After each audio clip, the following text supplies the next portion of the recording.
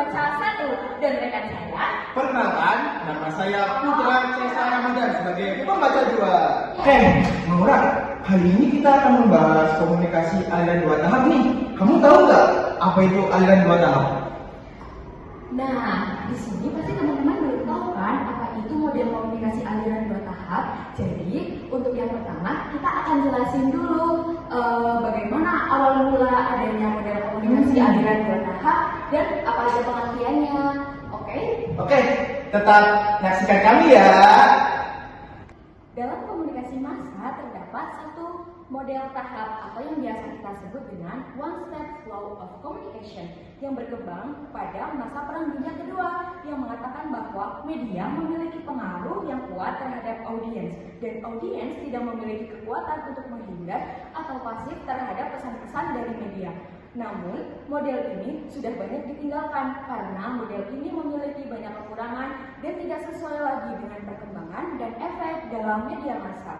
Model alir dua tahap diperkenalkan oleh Paul Lazarsfeld, Bernard Bergson, dan yang terakhir ada Gary Dent pada tahun 1944. Dalam penelitian yang mereka lakukan, mereka menemukan bahwa terpaan media memiliki sedikit pengaruh terhadap calon presiden yang dipilih oleh masyarakat. Masyarakat lebih mendengarkan pendapat pemimpin opini atau opinion leader. Jadi, media massa membawa pengaruh kepada pemimpin opini yang mempengaruhi pendapat pengikutnya dan bersifat antar pribadi.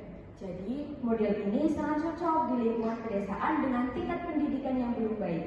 Dalam lingkungan tersebut, seseorang yang memiliki kedudukan, pendidikan, dan wibawa tinggi akan menjadi pemimpin opini.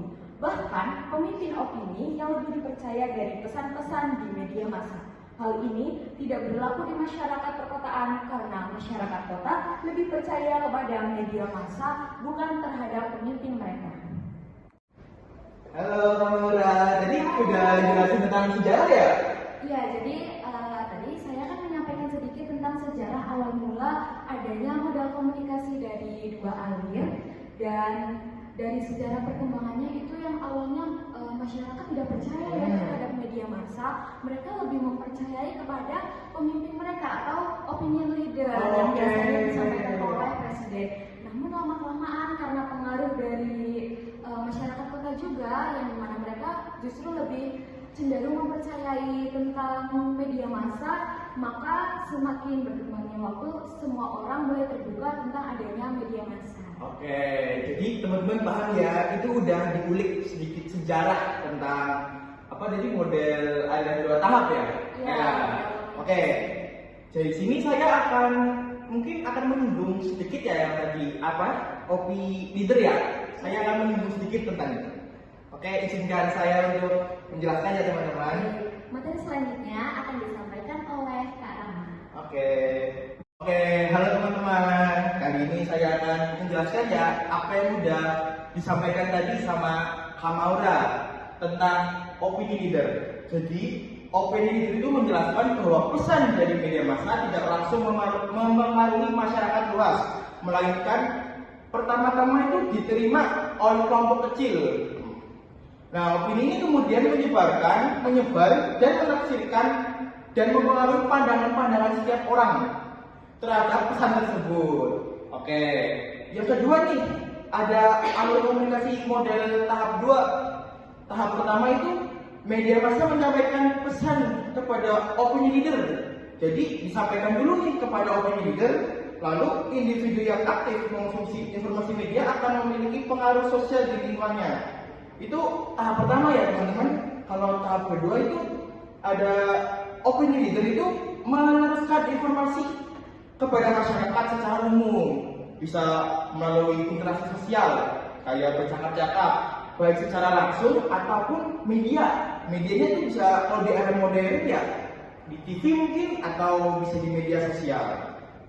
Oke, ada juga nih ciri-ciri opini leader, yaitu sering terpapar informasi dari media. Yang kedua, memiliki kredibilitas, pengaruh atau status sosial yang dihormati. Contoh ya, kayak pejabat mungkin ya.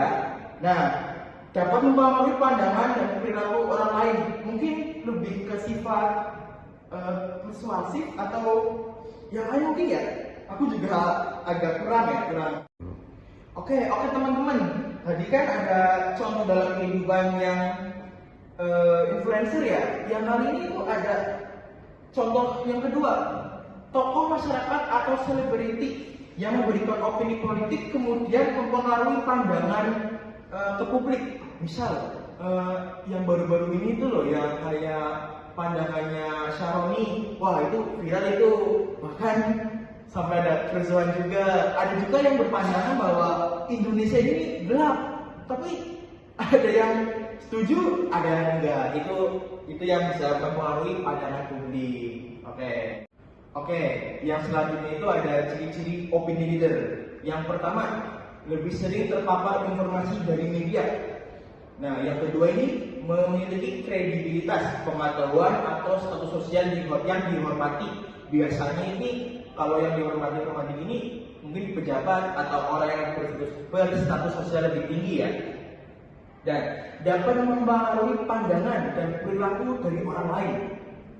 Yang terakhir, menjadi perantara antara media dan masyarakat. Contoh simpelnya itu dalam kehidupan, kalian tahu kan influencer yang ada di TikTok, ada di YouTube. Nah, mereka itu pastinya kadang merekomendasikan sesuatu barang. Misal, contoh kalau perempuan ini lipstick.